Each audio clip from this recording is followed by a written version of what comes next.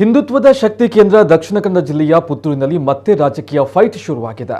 ಪುತ್ತೂರು ತಾಲೂಕಿನ 2 ಗ್ರಾಮ ಪಂಚಾಯತ್ಗಳ ತೆರವಾದ ತಲಾ 1 ಕ್ಷೇತ್ರಗಳಿಗೆ ಜುಲೈ 26ರಂದು ಉಪಚುನಾವಣೆ ನಡೆಯಲಿದ್ದು, ಕಳೆದ ವಿಧಾನಸಭಾ ಚುನಾವಣೆಯ ಸಂದರ್ಭದಲ್ಲಿ ಬಿಜೆಪಿ ಗೆಲುವಿಗೆ ಮುಳುವಾಗಿದ್ದಂತಹ ಅರುಣಕುಮಾರ್ ಪುತ್ತಿಲ ಪರಿವಾರ ಈ ಬಾರಿ ಗ್ರಾಮ ಪಂಚಾಯತ್ ಚುನಾವಣೆಯಲ್ಲಿಯೂ ತನ್ನ ದೃಷ್ಟಿಯನ್ನ ನೆಟ್ಟಿದೆ.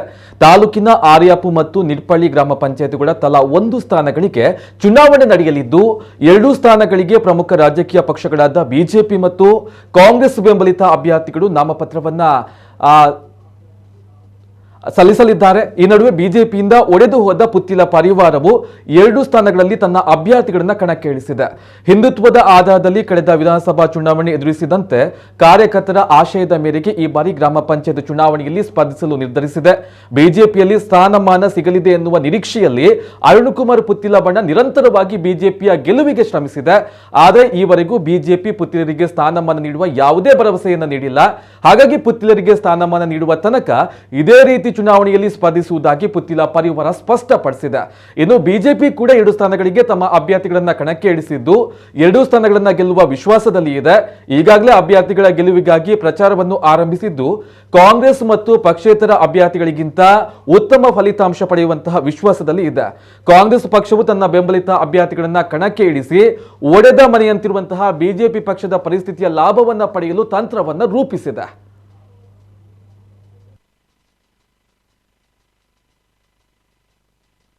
ಅಲ್ಲ, ನಾವು ಬಿಜೆಪಿಗೆ ಸಡ್ಡು ಹೊಡೆದು ನಿಲ್ಲುವಂಥದ್ದಲ್ಲ. ನಮಗೆ ಕಳೆದ ಚುನಾವಣೆಯಲ್ಲಿ ಅನಿವಾರ್ಯ ಇತ್ತು. ಅರುಣನಿಗೆ ಒಂದಷ್ಟು ವರ್ಷಗಳ ಕಾಲ ನಾವು ಪಕ್ಷದಲ್ಲಿ ಸ್ಥಾನಮಾನ ಅಥವಾ ಅವಕಾಶವನ್ನು ಕೊಡಬೇಕನ್ನುವಂಥ ಉದ್ದೇಶದಲ್ಲಿ ಕೆಲಸ ಕಾರ್ಯಗಳನ್ನು ಮಾಡ್ತಾ ಇದ್ದೆವು. ಕಳೆದ ಸಂದರ್ಭದಲ್ಲಿ ಸಂಜನ್ನ ಚುನಾವಣೆಗೆ ಸ್ಪರ್ಧೆ ಮಾಡುವ ಸಂದರ್ಭದಲ್ಲಿ ಕೂಡ ಅರುಣನಿಗೆ ಅವಕಾಶ ಬೇಕು ಅಂತ ಹೇಳುವಂಥ ನಮ್ಮ ಅಭಿಪ್ರಾಯ ಇತ್ತು. ಆದರೆ ಆ ಸಂದರ್ಭದಲ್ಲಿ ಸಂಜಯ್ ಮಠಂದೂರು ಅವರು ಜಿಲ್ಲೆಯ ಅಧ್ಯಕ್ಷರಾಗಿದ್ದರು. ಅವರಿಗೆ ಒಂದು ಅವಕಾಶವನ್ನು ಕೊಟ್ಟಾಗ ನಾವು ಅದನ್ನು ಗೌರವಪೂರ್ವಕವಾಗಿ ಸ್ವೀಕರಿಸಿ ಆ ಚುನಾವಣೆಯಲ್ಲಿ ಅವರ ಜೊತೆಯಲ್ಲಿ ಕೆಲಸ ಮಾಡಿ ಗೆಲ್ಲುವಂಥ ಪ್ರಯತ್ನವನ್ನು ಮಾಡಿದೆವು. ನಂತರ ದಿನಗಳಲ್ಲಿ ಅಭ್ಯರ್ಥಿಯ ಬದಲಾವಣೆ ಆಗಿದೆ ಅಂತ ದೃಷ್ಟಿಯಲ್ಲಿ ಮತ್ತೆ ಕೂಡ ಅರುಣನಿಗೆ ಅವಕಾಶ ಕೊಡುವುದಿಲ್ಲ ಅನ್ನುವಾಗ ನಾವು ಕಾರ್ಯಕರ್ತರಲ್ಲಿ ಅನಿವಾರ್ಯವಾಗಿ ಸ್ಪರ್ಧೆ ಮಾಡಲೇಬೇಕನ್ನುವಂಥ ಉದ್ದೇಶ ಅಡಿಯಲ್ಲಿ ನಾವು ಸ್ಪರ್ಧೆಯನ್ನು ಮಾಡಿದೆವು.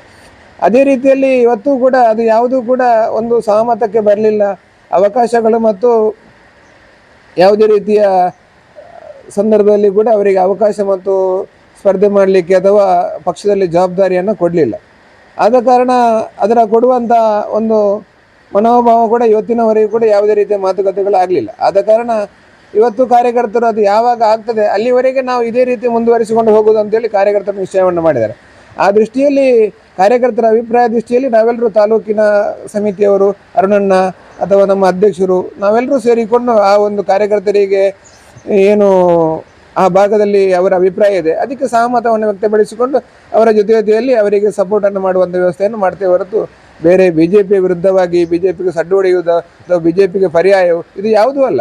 ನಮ್ಮ ಗುರಿ ಹಿಂದುತ್ವದ ಆಧಾರದಲ್ಲಿ ಹಿಂದುತ್ವವನ್ನು ಪ್ರತಿಪಾದನೆ ಮಾಡಬೇಕನ್ನುವಂಥ ಉದ್ದೇಶದಲ್ಲಿ ಈ ಭಾಗದಲ್ಲಿಯೂ ಕೂಡ ಆ ರೀತಿಯಾದಂಥ ಕಾರ್ಯಕರ್ತರಿದ್ದಾರೆ.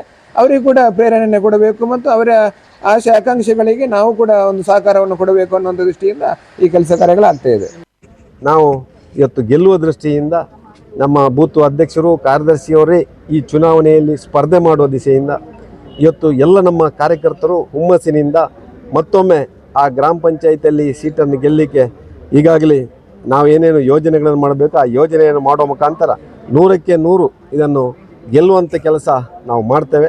ಅದಕ್ಕೆಲ್ಲ ನಮ್ಮ ಮಾಜಿ ತಾಲೂಕು ಪಂಚಾಯತ್ ಅಧ್ಯಕ್ಷರು ಇರ್ಬೋದು, ಜಿಲ್ಲಾ ಪಂಚಾಯತ್ ಸದಸ್ಯರಿರ್ಬೋದು, ನಮ್ಮ ಪಕ್ಷದ ಪದಾಧಿಕಾರಿಗಳಿರ್ಬೋದು, ಪಂಚಾಯತಿನ ಅಧ್ಯಕ್ಷರಿರ್ಬೋದು, ಎಲ್ಲರೂ ಆ ಅಭ್ಯರ್ಥಿಗಳ ಪರವಾಗಿ ನಾಳೆಯಿಂದಲೇ ಆ ಚುನಾವಣಾ ಕಾರ್ಯದಲ್ಲಿ ತಮ್ಮನ್ನು ತಾವು ತೊಡಗಿಸಿಕೊಂಡು ಈ ಚುನಾವಣೆಯಲ್ಲಿ 100ಕ್ಕೆ 100 ಜಯಬೇರಿ ಗಳಿಸುವಂಥ ಕೆಲಸವನ್ನು ಮಾಡ್ತೇವೆ ಅನ್ನುವಂಥ ಮಾತನ್ನು ಹೇಳಲಿಕ್ಕೆ ನಾನು ಇಚ್ಛೆಪಡ್ತೇನೆ. ನಾವು ಭಾರತೀಯ ಜನತಾ ಪಾರ್ಟಿ ಇವತ್ತು ಬೆಂಬಲಿತ ಅಭ್ಯರ್ಥಿಯಾಗಿ ನಾವು ಕಣಕ್ಕೆ ಇಳಿಸಿದ್ದೇವೆ.